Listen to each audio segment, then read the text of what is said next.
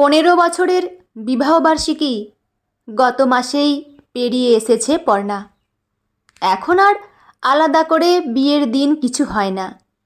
ওই গতানুগতিক বরের অফিস আর ছেলের স্কুলের মাঝে একটু নতুন কিছু বলতে বাইরে থেকে ডিনার এনে খাওয়া। তাও বাইরে গিয়ে রেস্টুরেন্টে বসে খাওয়ার কোনো প্রশ্নই আসে না, কারণ প্রতিদিন সন্ধেবেলায় ছেলের টিউশন থাকে। আর ছেলেকে ছেড়ে নিজেরা খেতে যাওয়ার কথা ভাবতেই পারে না পর্ণা। এমনকি এখন তো ডিনারটাও ছেলের পছন্দেই আনা হয়। সে কি খেতে ভালোবাসে তার উপরেই ওদের পছন্দ নির্ভর করে।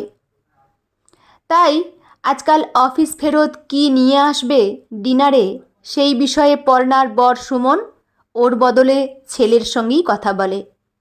তাতে অবশ্য ক্ষোভ নেই ওর, ও তো নিজেই ভালোবাসে এরকমভাবে থাকতে, স্বামী সন্তান নিয়ে জড়িয়ে। এবারও সেরকমই হয়েছিল। সারাদিনের ব্যস্ততায় একবারও বাড়িতে ফোন করে স্ত্রীকে উইশ করারও সময় পায়নি সুমন। কী বা করার আছে তার? ছেলেকে স্কুল বাসে তুলে দিয়ে প্রায় দৌড়তে দৌড়তে অফিসে ঢোকেছে, গিয়েই একগাদা ফাইলপত্তরের মাঝে ডুবে যায়। সারাদিনে মুখ তোলারও সময় হয় না তার। মনে মনে নিজেকেই প্রবোধ দেয় পর্ণা। সেও ফোন করে না সুমনকে। যদি ব্যস্ত থাকে, যদি বিরক্ত হয়, থাক, রাত্রে বাড়ি এলেই না হয় কথা হবে, ভাবে পর্ণা। রাত্রে কিছু রান্না করেনিও, জানেই সুমন ছেলেকে ফোন করে ঠিক কিছু নিয়েই ঢুকবে। ছেলে মোটামুটি মেনু ঠিক করেই রেখেছে বাবাকে বলার জন্য। মা ছেলেতে কথা হয় তাদের। ক্রমশ রাত গড়ায়, সুমন ফোন করে না। চিন্তায় পড়ে পর্ণা। হঠাৎই বেল বাজে, দৌড়ে গিয়ে দরজা খোলে ও। সুমন ফিরে আসে ক্লান্ত মুখে, কিন্তু হাতে কোনো খাবারের প্যাকেট ছাড়াই। পর্ণা অবাক হয়, ছেলেও দৌড়ে আসে। কি আনলে বাবা? আমাকে জিজ্ঞেস না করেই? আমি তো তোমার ফোনের জন্য ওয়েট করেছিলাম সন্ধে থেকে। দুজনের দিকে চিন্তিত মুখে তাকায় সুমন। অবাক গলায় বলে, কিছু কিনে আনতে বলেছিলে নাকি? মনে পড়ছে না তো? ছেলে বলে ওঠে, আরে আজ তোমাদের বিয়ের দিন না, খাবার কোথায়? ছেলের প্রশ্নে চমকে ওঠে সুমন। থতমত খেয়ে বলে, ইস, মনেই ছিল না। ঠিক আছে, এখনই অর্ডার করে দিই তাড়াতাড়ি। মনটা খারাপ হয়ে যায় পর্ণার। দিনটা ভুলেই গেল ও। এতটাই কি পুরনো হয়ে গেছে সব কিছু? নিজেই নিজেকে প্রশ্ন করে। যদিও রাত্রে শুয়ে পর্ণার কাছে ক্ষমা চায় সুমন। ভবিষ্যতে এমন ভুল কখনো না করার অঙ্গীকার করে। পর্ণাও ভুলতে চায় সবটা। সত্যিই তো, খুব চাপে থাকে ও। সারাক্ষণ অফিস নিয়ে টেনশন করে। এরপরে কেটে যায় বেশ কিছুদিন। সুমনকে কেমন যেন অন্যমনস্ক লাগে সব সময়। ওর বেশিরভাগ প্রশ্নের জবাব হ্যাঁ হুঁতেই সারে সুমন, লক্ষ্য করে পর্ণা। কয়েকদিন ধরেই ছেলের একটা অঙ্কের টিউশনের জন্য ভাবছিল পর্ণা। সুমনের এক বন্ধুর বউয়ের কাছ থেকে তার ছেলের স্যারের ফোন নম্বরটা নিতে হবে। যদিও বেশ কয়েকদিন ইতিমধ্যেই বলেছে সুমনকে, তবু কন্ট্যাক্ট লিস্ট দেখে নম্বর খুঁজে দেবার সময়ও পায়নি এখনও। তাই আজও চা করে নিয়ে সন্ধেবেলায় সুমনকে মনে করাতে গিয়ে দেখল ও অফিস থেকে ফিরে বাথরুমে ঢুকেছে। ফোনটা সামনেই পড়ে আছে, পাসওয়ার্ড ও জানেই। নিজেই দেখে নেই ভাবল ও। কন্ট্যাক্ট লিস্ট খুঁজতে গিয়ে একটা অদ্ভুত নামে সেভ করা ফোন নম্বর চোখে পড়ল ওর। সেই নম্বর থেকে প্রায় দিনই মিসড কল হয়েছে, আর তারপরেই সুমন রিং ব্যাক করেছে তাকে।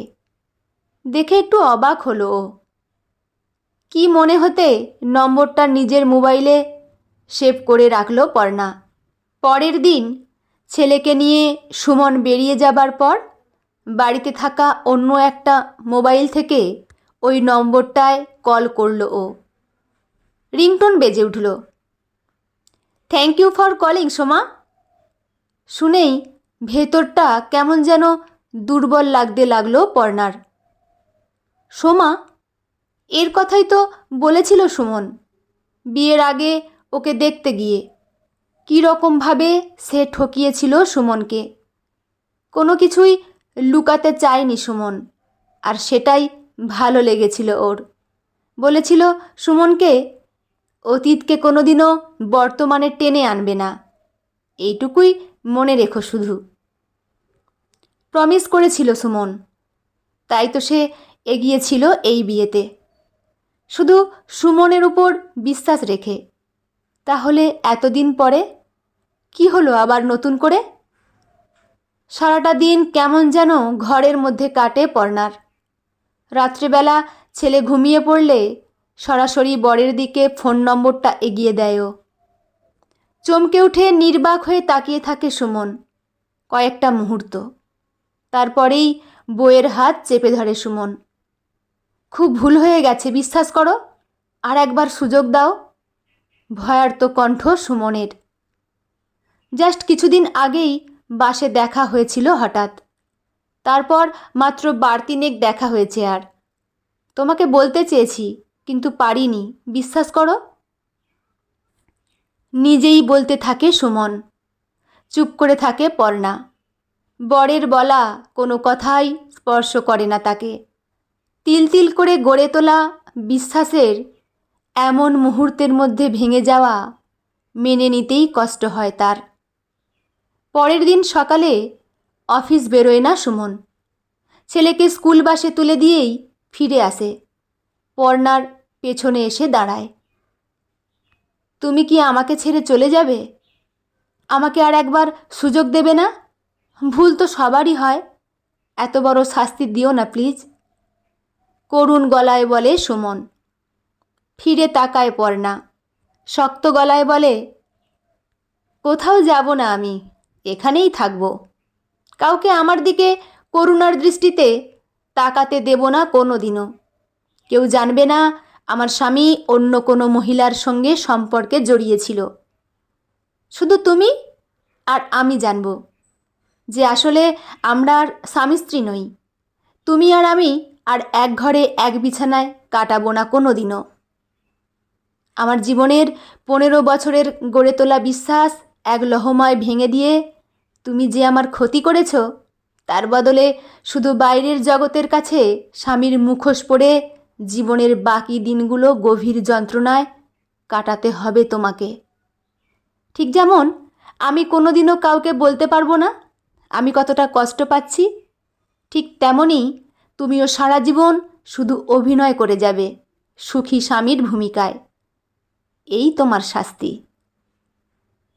কথাগুলো বলেই খুব সাধারণ ভঙ্গিতে কড়ায় খুন্তি দিয়ে নাড়তে থাকে পর্ণা। আর আস্তে আস্তে সোফায় মাথা নিচু করে বসে পড়ে সুমন।